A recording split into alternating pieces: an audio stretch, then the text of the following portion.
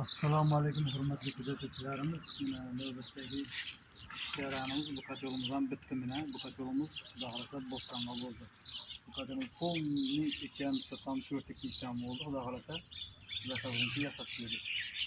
Eshiklar ham mina shinglerdan mina. Eshiklar ham tankovskiy eshiklar mina. Mертвый. Xolasa. İçine granata saltıp eshiklarni ilsangiz granata portlasa eshiklari bir tekis qoladi. Katyol chachilib ketsa ham eshik qoladi. Xudo xolasa. Bu katyolumuz ikki poloshinada ishlaydi. Ham verxni ham nijni. Bu yerdan tiydan yanadi, bu yerdan ustidan yanadi. Bu yerdan kul oladi.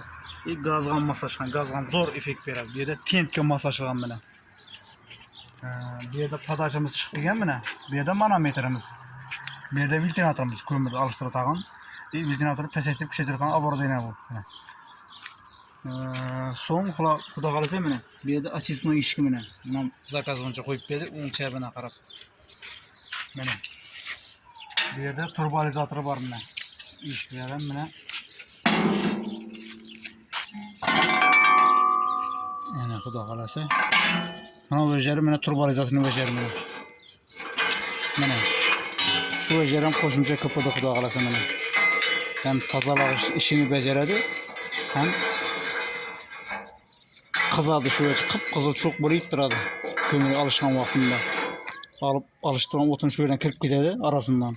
Sonra bir yerden çıkadı. Sonra morga baradı. Yani şimdi içi xudo xolasa. Turbolizator var. Yani bu kapağımız otunu bölüp turadi.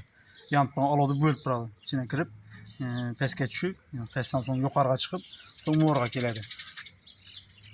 Haftada bir marta generalni уборка etsa, polni 3 kundan bir marta xudo xolasa. Morimiz bilan tayyor traynik deyildi, atsoyniga bor. Shu 6 metr 120 metrlik morni qo'yasa, xudo xolasa. Ajoyib effekt beradi. Samor qo'ysa da bo'ladi.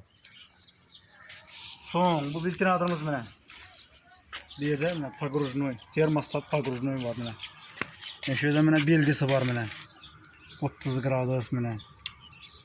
Mana aslan qo'shasizlar 60 gradus, qishdan kuni 50 gradusga qo'ysanglar, shu gradusga chiqqanda o'chadi bu narsa. Issiqlik sezgandan keyin o'chiradi polni. So'ng temperatura tushib, sovuqlik sezgandan keyin qaytadan qo'shadi. Qo'shib, yanib ishlab turadi.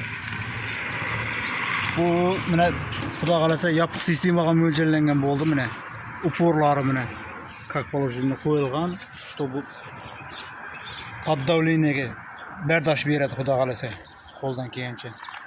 Do'stlarimiz shu mahsulotimiz bilan, shunday xizmatlarimiz kimga zarur bo'lsa, xudo xolasa qo'ldan kelgancha yasab beramiz mana. Sog' bo'lasizlar. Assalomu alaykum rahmatullohi va barakatuh.